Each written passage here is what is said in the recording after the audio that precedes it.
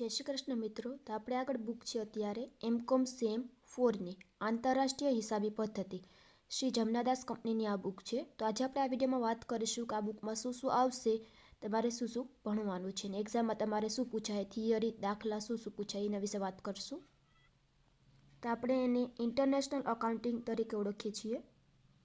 આ તમારે 2024નો new syllabus આપેલો છે, જેમાં યુનિટ નંબર 1 છે, એના વિશે માહિતી તમે જોઈ લેજો. યુનિટ નંબર 2 છે, આમાંથી થિયરી પૂછાય. અહીંયા આપેલ છે પ્રેક્ટિકલ ક્વેશ્ચન, એટલે દાખલો પૂછાય આમાંથી. યુનિટ 3 અને 4 પણ આપેલ છે, તમને થિયરી અને પ્રેક્ટિકલ બે કીધું કે થિયરી પ્રેક્ટિકલ ને થિયરી પ્રેક્ટિકલ બે પ્રશ્ન પૂછાઈ શકે છે.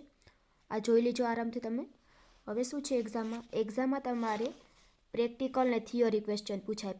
પહેલો પ્રશ્ન હશે એમાં પ્રેક્ટિકલ અને થિયરી બે પૂછાય, એટલે દાખલો અને થિયરી બે પૂછાય.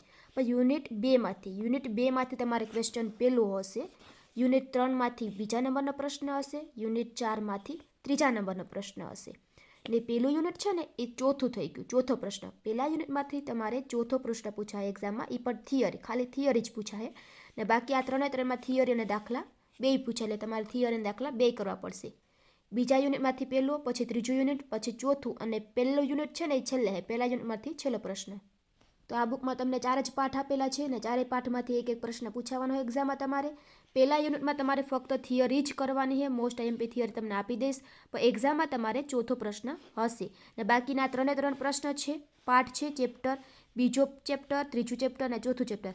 આ 3 ચેપ્ટરમાંથી દાખલા અને થિયરી પૂછાય. તો આમાંથી મોસ્ટ ઓફ દાખલા બેમાંથી દાખલા વધુ આઈએમપી છે, કે દાખલા વધુ ચાન્સ છે, અને એમાં દાખલો અને થિયરી બે પૂછાય. તો બસ આ વિડીયોમાં આટલું જ. તો આમાં થિયરી અને દાખલા બે આઈએમપી છે, તમે કરી લેજો ને હું પછી ડિટેલમાં દાખલા અને થિયરી સમજાવીશ. ને બાકી કોઈ પ્રશ્ન હોય તો કમેન્ટ કરજો. તો આ વિડીયોમાં બસ આટલું.